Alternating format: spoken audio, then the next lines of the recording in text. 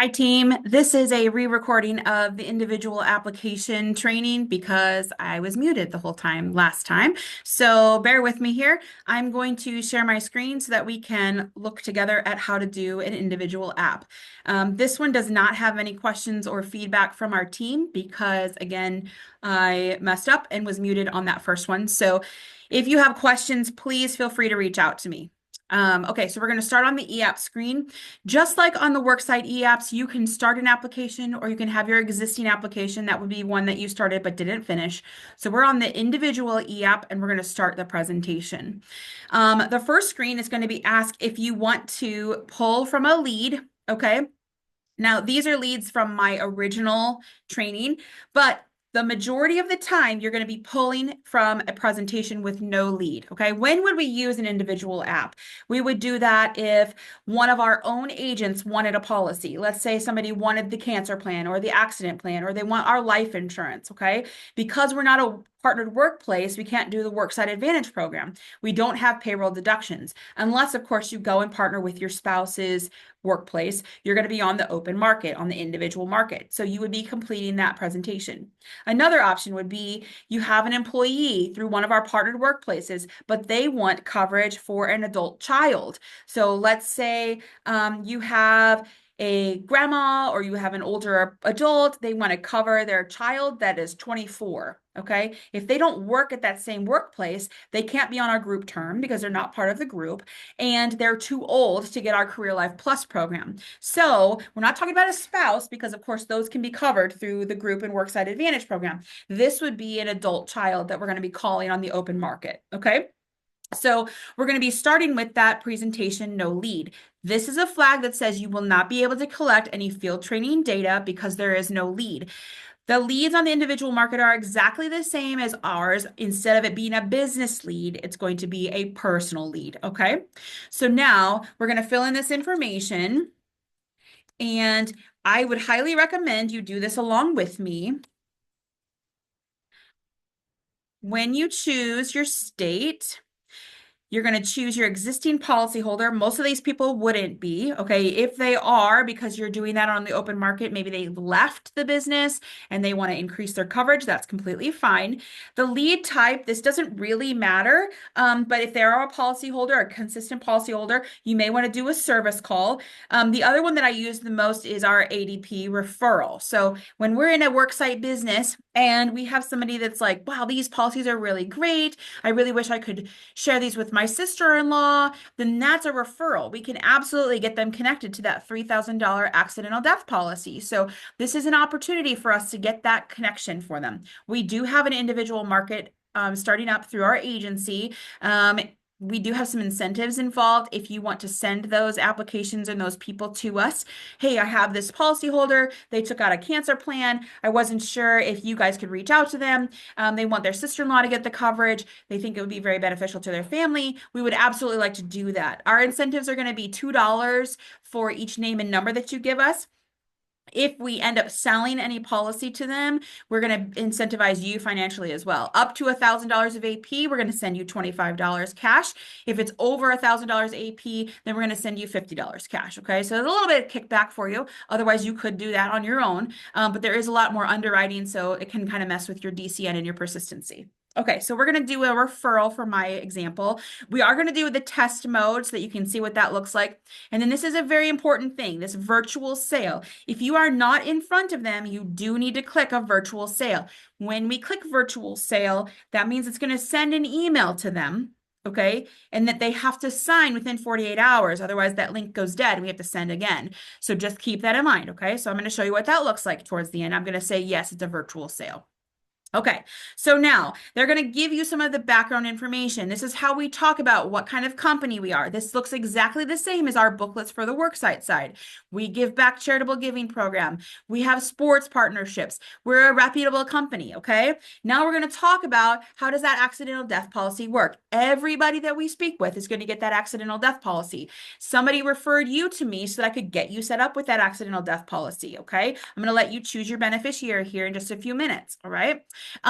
We're also going to ask them for more referrals. So, hey, who do you know that we can get connected with our accidental death benefits? We're going to give them that $3,000 coverage.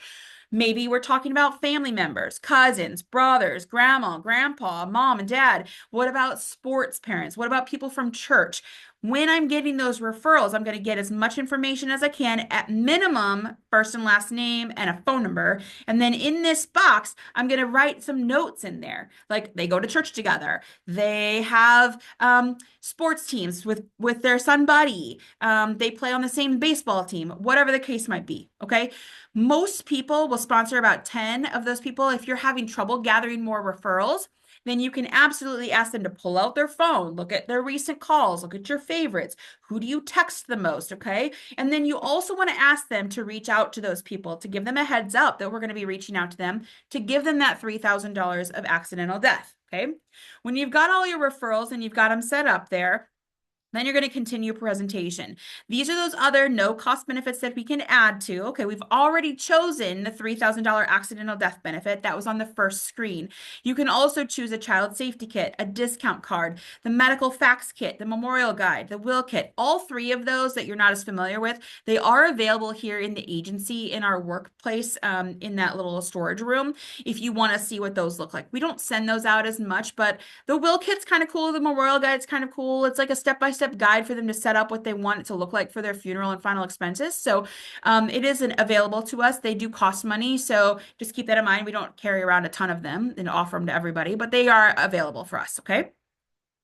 So then we say, thank you. Thanks for giving us the time. We want to make sure that we are not replacing anything. We're just here to add to what you've already got. And then we're going to talk to them about the difference between insurances, whole life versus term. Now, on the individual market, they can't get group term. Okay. So we're not talking about term to 100 that we're so familiar with. We're talking about a term policy, 10, 20-year term, a mortgage loan, an income replacement loan, and then whole life, which is guaranteed to pay regardless of how long they live or how come they pass away. That's the one that's the cash value. So those of us that know that a little bit about the Career Life Plus program, that's what we're talking about there. Okay. So whenever we're talking to them about the differences between whole and term life, we're acknowledging that both of them are good. Okay. So then we just have to figure out what our needs are. Do you already have a term policy that covers your mortgage? Do you already have a policy that will cover your income? Do you already have a whole life policy for your funeral and final expenses? And if not, then let's meet those needs. Okay. So here's our information screen. We're going to gather more information. Have they used tobacco in the last 12 months? Now, this does include other products. Okay. If you say yes, then they're going to get the smoker rate. Okay. If you say no, then you have to do a cheek swab. We have those in the storage room. If you are virtual, you don't have to do that, but that's potential where home office would send them a cheek swab. Okay. If they're a non-tobacco user and they're on the threshold of being put into a different price bracket, they may send them a cheek swab to say, hey, I need to know if you are actually a tobacco user or not. If they are not, then they have no problems. If they are, then that could potentially change the cost of their insurance. Okay. That would happen during underwriting. Okay. So we're going to fill in the rest of this information. And we're going to include my husband so that we can see all of that stuff. No tobacco use here. And again, we're doing this as an example so that you can see that you can add a child or grandchild. These are the people that are going to be covered on that $3,000 accidental death coverage. So anybody that we want to be covered there, we need to list. Okay. Again, children or grandchildren. Then here we're going to add who we're employed with. Now, I asked this question, why would we want to know that? One, because we want to be able to see if they have a job so they can pay for their insurance, right? And then two, it's a referral. We can go in there and try to close them, especially if we find out that they don't have any kind of insurance there. So whenever we're asking that question, we want to be able to refer to who is there to do those benefits. If you don't know, you're going to say HR. Then we're going to say, how much is our take-home pay per month? And then how much life insurance do you have through work? I don't have any. How about him? Does he have any life insurance? Let's say no. Do you have any life insurance outside of work? Let's say no. Okay. If they do have life insurance outside of work, maybe they have State Farm, maybe they have a Gerber Grow Up plan that their parents set up for them, then you would list that here. Okay. The answers here help determine what they're going to process as what they need. Okay. This is going to spit out a recommendation for them. So we're going to say no. The next question, do we rent or do we own? If we own, then how much is left on your mortgage? We've got 27 years. We'll say 27 years. Do you have insurance to pay off your mortgage? Most of us, yes, because it's built into our home loan, but let's just say no, just so we can see it. Then we'll say we only have $25,000 saved for my child's education. Do you bank locally for checking? You always want to say yes here, because if they only have an electronic payment, Chime banks, PayPal, Venmo, then they can't have our policies. They need to have a regular checking account that we can do a bank draft from. Okay. Last question on this one is inflation versus non-inflation. So with inflation options, it's going to project what the cost of a funeral is going to be in 10, 15, 20 years. It's also going to show you an option if we just want to do costs for now, okay, kind of a budget constraint. So I always choose inflation. That way it can kind of give me an idea of what that looks like. Here, I'm going to answer any of my questions. Does anybody have high blood pressure? Yes. Does anybody have diabetes? Any cancer? Any heart disease? Does anybody take any kind of medications? Any arrests or DUIs? We're going to answer those questions. Here, we're choosing anything that would automatically disqualify us, any terminal illness, Lou Gehrig's disease, ALS, Alzheimer's. Do we need to exclude them? We're not going to cover them. Or do we know for sure we need some modified life? Okay. On the individual market, there are only two options. It's going to be regular whole life, or it's going to be ALX. We have health problems. Okay. So based on the survey that we just completed, telling us how much insurance we have, how much our income is, what do we need to be replacing, they're going to talk to me about what I need for my final expenses. Okay. So they're going to tell me that I need to have at least enough there for a funeral. Right now, it's about $15,000, but in 20 years, it could cost up to $30,000. So when we compare what we get from Social Security, and we said in our survey we don't have any other outside insurance or anything through work, we have to make sure that we have at least bare minimum 15,000 and then 30,000 more, okay, if we want to have that for that inflation option, okay? Because we do a freedom of choice certificate, that allows for those people that are left behind to assign that life insurance directly to the funeral home, and then anything that's left over comes to your loved ones. So I refer to this whenever we talk about making sure that people have the option to have just a smaller policy set aside for funeral and final expenses. That way, those bigger policies are set aside for your family, which is the entire intention. Okay. So this freedom of choice certificate allows them to assign a specific portion of that life insurance to the funeral directly. Okay. So now it said I need 30,000 because I chose the inflation option. I don't have any existing coverage, so I need 30,000. So they're going to recommend 30,000 for me. They're also going to recommend that I have some income protection because I have children, okay? And I said I didn't have any other life insurance. Why would I need a replacement of my income? Okay, so they're going to talk to us about like, hey, you want to help protect your family. If something were to happen to you, you want to have at least enough money there for the next 2 years to keep people on their feet, to pay that mortgage, to keep them in the same school district, to keep food on the table, to have the living expenses. So what does that look like? I talked about what my income was. Remember, it's $2,000 a month. And then there's two of us, right? So $2,000 a month, and they're going to give me about $48,000 of coverage, and that'll give me 2 years, okay? They're putting that into a 20-year renewable convertible. That is a term policy, not a whole life policy, okay? I don't have any existing coverage, so they're going to suggest I have 48,000. They're also going to tell me I need some mortgage protection. So remember I said my mortgage was about $300,000 still left to go. If I don't have protection for my mortgage in case something happens to me, then my family might have to change to a smaller house or move to a different school district. In case of that happening, I want to make sure that I have an accidental death benefit of 300,000. Now, they may actually offer that in another scenario with the needs survey as a mortgage decreasing term. We're going to talk about all of those, but this one is listed as an accidental death benefit, okay? That stays on my policy until age 65. I can only afford, based on what they're saying, what my take home pay, they're going to suggest I have a $200,000 bump there. Okay. So now it's going to translate out into my survey here. So it's going to give me my suggestion. If I needed 30,000 of whole life, which is the inflation option, that's going to cost me $68.92. Now, if that was way out of my price range, then I can change it to here, and I can change it to my 15,000. It's going to make it here 35.36. Okay.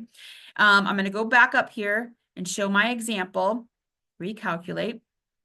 It gives me a spouse 30,000. That's a complete policy for him. And then it shows a primary child rider. So this means that my kids are only covered for $10,000 worth of coverage on my policy only. Okay, so if I die before my kids, then they will have no coverage at all. Now I can change that to be up to 25,000. Okay, I can also change all of this. Like, what if I don't want 30,000? I want 20,000. They will recalculate that for me and change that premium. Okay, so then I can add my income protection, again, a renewable convertible. Then I can add my accidental death benefit. And again, I can take that off. Okay, let's say I can't really afford that extra 26. What does it look like now? Okay, so if I have that inflation option, it looks like it's going to be 176. Let's move it here to 15,000. I'm going to remove the primary child rider, recalculate. What does that look like? Okay, now I'm down to 115. I've got primary's got 15,000. I've got my spouse at 15,000. I also have an income replacement. Maybe I don't want to have that. Okay, I could always uncheck that guy, and then I could recalculate. Now I'm down to $81. Okay.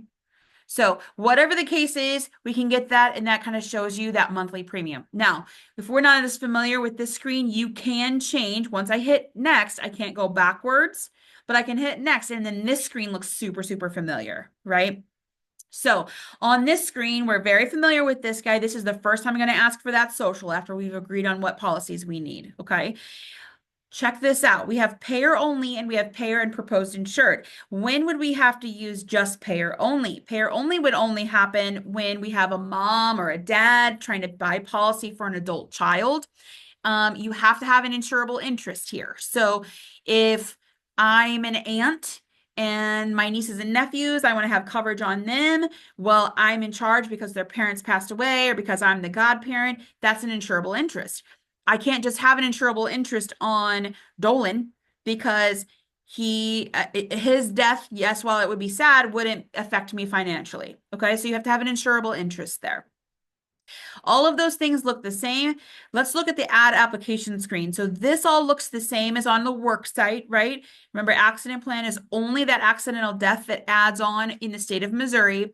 The only difference here is on the A250. The A250 is the only life application that you can get on the individual side. So when I'm looking at that A250, it looks very similar to our ALX policy, okay? You do have to have a driver's license number. Oops. If you don't have their driver's license number, you can put their social in, okay? You're going to mark all the things that we would have marked anyways. Again, I've already said I'm a non-tobacco user. I'm going to have to do a cheek swab if I'm in person. I did mark virtual for this example, but just so you know, you would have to do that, okay? Here are your options for your life insurance. You have 10 RC and a 20 RC. That's a 20-year term renewable convertible. What that means is after the 10 years or the 20 years, they can renew that policy. It guarantees their insurability. It does not guarantee their cost. Okay, so now I'm going to renew it at the new cost, new age, new cost. Or I can convert it. I can convert it into whole life. Again, guarantees my insurability, but doesn't guarantee my cost. Okay, so I'm 42, so if I took this 20-year renewable convertible, whenever it expires, I can renew it for another 20 years or whatever term they give me at that time, but I'm going to be at the cost of a 60-year-old, okay, 62. Or I can convert it to be a whole life plan. The other one is a 15 or a 30 MDT, mortgage decreasing term. Okay, most mortgage protection insurances, which comes with your mortgage that you take through the bank, is a decreasing term. What that means is the face value decreases over time, but the premiums do not. Okay, because the whole intention of that insurance is to pay off the mortgage if something happens to you. So if my home is $300,000, I need at least $300,000 at the beginning of my mortgage to pay that off in case something happens to me. But after I've been paying on it for 20 years, I don't need that $300,000 anymore to pay off my mortgage. So now my decreasing term, that face value has decreased. Now it's only 100,000. Okay. Then you have those traditional two that we're familiar with our whole life. That's for people that don't have any kind of health problems. Okay, or very minimal health problems. And then ALX is going to be the people that have some significant health problems. Now, remember, everybody on the open market, on the individual side, gets a quack. Even if it's for an accident plan, they get a quack. They have to answer that call. If they do not answer the quality assurance call, then they will not have that policy issued. Okay, so let's do the whole life plan. And let's say I want 15,000. My monthly premium here is going to be $35.36. You do have some options here. You have a premium waiver. Everybody knows what that is. Premium waiver means if I am disabled and I'm unable to work, then we will waive all of the premiums and keep my life insurance intact. Okay. Accidental death benefit. You can have up to 250,000 there. 250,000. I might be wrong. It might be 200,000. Yeah. Okay. So 200,000, my fault. Said that wrong. So then we have that $200,000 accidental death benefit. Okay. You can have that. You can have a primary rider, excuse me. That means that you can put on an additional term, additional 10-year renewable, an additional 15-year mortgage decreasing term. You can add a term to that whole life plan. Okay. Obviously that's going to change the cost there. You can also add, let me do my beneficiary here. I can add a spouse rider if I have that. I can add a 10-year renewable convertible, 15-year mortgage decreasing term, 20-year renewable convertible, or 30-year mortgage decreasing term. I have to tell them what kind of coverage I want. Let's say we're going to do the 10-year renewable convertible. And then I have to tell them what state they were born in. Okay. You can add a child rider as well. If you want to have it with accidental death benefit, that's okay too. So then you add that on there and it tells you how much that's going to cost. Okay. Very, very inexpensive to add the riders. The only problem with that is if the primary person, the primary insured, so in this case, me, dies before the spouse or before the children, those people do not have any coverage. They are not standalone policies. They are riders only. Okay. So if something happens to me first, then all that money that I paid in for their policies is null and void. Okay. So if you are in the practice of getting them set up with their own policies, that's going to be the best option for them. That coverage is going to carry through, and then they're going to be able to have that even if the primary person passes away. Okay.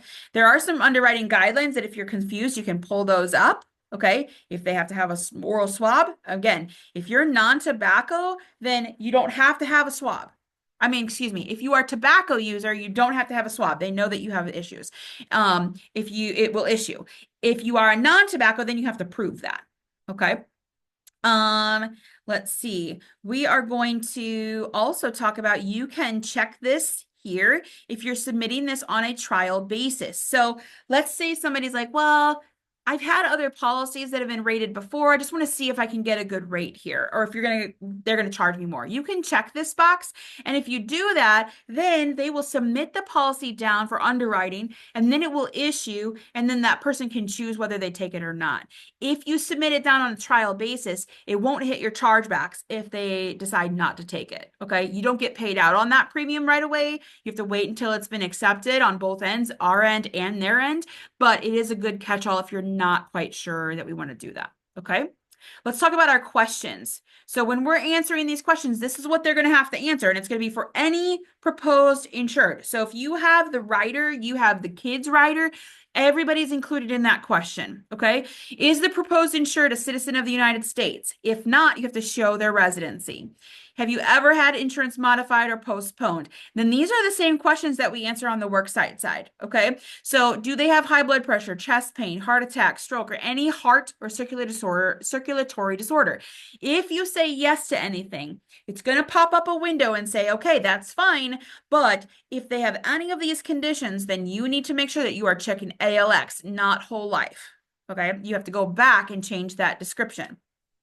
If it's just like, oh, I have high blood pressure, that's okay. You're going to write that. So I'm going to choose myself. I have high blood pressure under control with medication. Have I ever been hospitalized? No. How long have I had it? Maybe 6 months. Okay. Who's my doctor? What's the phone number? Where's the address to the clinic? Okay. Same thing with like asthma. My husband has asthma. Okay, that's okay. But I have to note that because if they pull a prescription history and they see his albuterol inhaler and I didn't mark it here, then that's going to be a red flag to our underwriters. Okay, it doesn't mean that he can't get a whole life plan. He absolutely can. It's if they have emphysema or chronic lung disease, we're using home oxygen, then I have to go to the ALX plan. Okay, but I'm going to mark that on here that he uses an albuterol for his asthma. Okay. Same thing for everything else. Ulcer, colitis, digestive tract, cancer, paralysis, kidney disorder, any of those things, okay? Down here, it's going to ask, have you had a physical examination in the last 5 years? If you have somebody that says they have medication, then they need to be checking yes on this, okay? And if you say that, yes, I have had a doctor's appointment, it could be your annual visit, and that's completely fine, right? But we need to make sure that they're going to see the doctor when they were supposed to, okay? So let's say we did a visit back in February. Okay. Do I have any medical treatment? Yes, I take a prescription every single day, or I was prescribed something that I don't take every day. I have to write that down. Okay. The next set of questions, again, you're talking about anybody that's insured. So if you have the spouse or the kids on there, we are including them in there. If you've ever been treated or advised to be treated for alcoholism or alcohol abuse, do you use narcotics, sedatives, or hallucinogen? This is a big one. Has the proposed insured used marijuana in the past year? I know a lot of people were like, wait, what? That's because this is a federal application.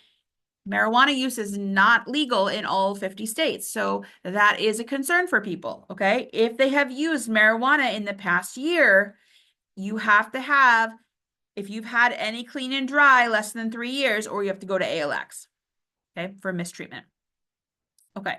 Have you been arrested for driving while intoxicated or under the influence? Do you smoke cigarettes? If you say yes, then you have to mark that. Okay. If they did, they used to be a user of tobacco, but they've quit now. When did they quit?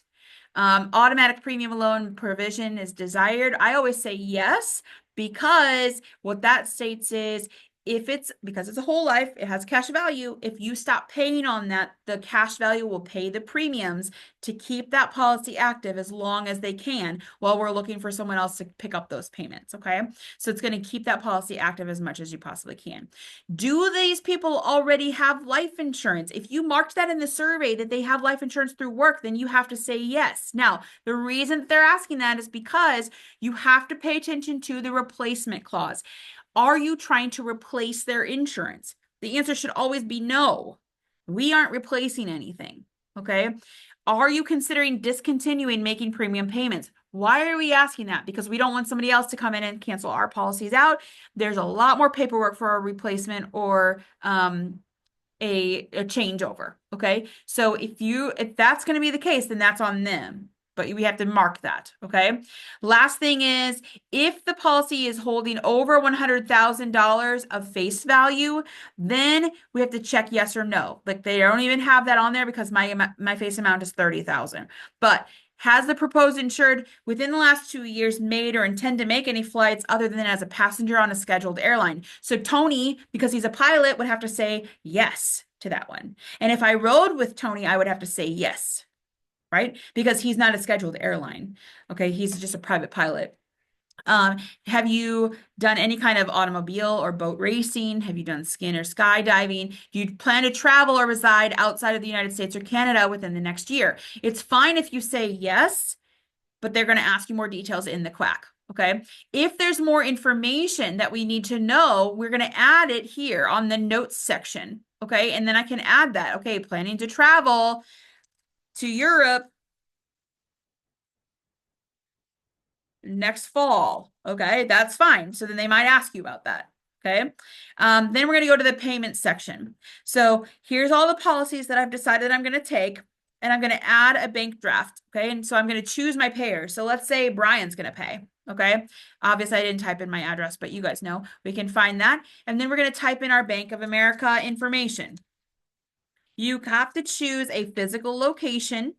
If they only do online banking, that's fine, but we need to figure out where a physical location is close to their home so that we can have that physical location that they can go to, okay? They can choose their payment draft date from whatever day of the month they want to do. And then we're going to type in our transit routing number. So I will tell you that that number has to match. And if it doesn't, it will give you a red box. Okay. Now you can't repeat it back to them because you can't see the numbers. So whenever you're talking to that person, you're going to say, hey, I need you to say that again.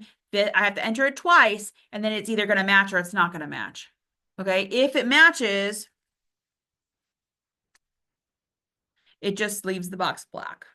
But if it doesn't match, then it's going to be right here. Okay. And then when we go back to our payment, then we're going to be able to choose it from this drop-down menu, or you can hit apply to all. Okay. So then it's going to be there. It's going to pay that out. Okay. Now, if I have a person that's coming through and they're going to, so here we have our oral swab. I'm a non-tobacco user, I said, so I need to do my oral swab. When I'm doing that, it's going to ask you for a code, a barcode. We have those in the storage closet. Again, if you don't have, if you are virtual, which I did type, it will say it's approved. You don't have to have that, or you can type virtual, right? So then if they really, really need to see it, they will send them one in the mail. Okay. If you say that you're a tobacco user, then you don't have to do an oral swab at all. And then applications, whenever they submit the application, let's say grandma is buying it for an adult child. Okay. Grandma's the payer, but then adult child is the proposed insured. Both of those adults will have to sign off. Okay. Either they're going to have to physically sign off or they have to virtually sign off.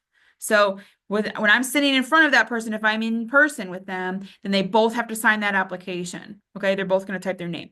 If I'm doing that virtually, then they're both going to have email addresses in there, and we're both going to have to email that signature.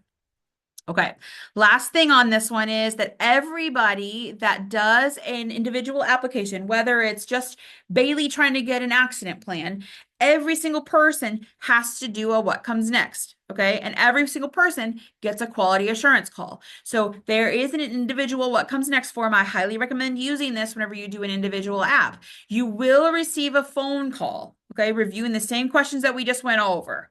Okay, they will not issue that policy until they speak with you. The sooner that you complete the call, the faster your application can move through. If they don't leave a voicemail, you can call them. They're open until 9 p.m. They're open 7 a.m. to 9 p.m. You could also set it up with that person and say, hey, if you don't get that call completed, we can absolutely do that together. I will circle back with you in next week. I will give you a call. We can three-way call, whatever you want to do. Okay. Most of the time, everything gets taken care of with that call. However, if there's a red flag the underwriters want to know more information on, then they may send out a nurse, okay? If they send out a nurse for a blood or a urine sample, then they will have that at no cost to the person, okay? And they will do it at their convenience. They will set up an appointment. That does not happen very, very frequently. Usually it's on those larger dollar face amounts, and it's for somebody that has some health issues, okay? You want to talk to them about the 3 possible outcomes. First of all, it would be issued as standard, just like we talked about. Your face value that we talked about, the premium that we talked about, okay? It could be rated or modified, meaning that there was something in your background, some kind of medication, some kind of health concern, that now they're going to change that policy. Either your premiums go up, your face value goes down, or they're going to offer you an ALX plan altogether, okay?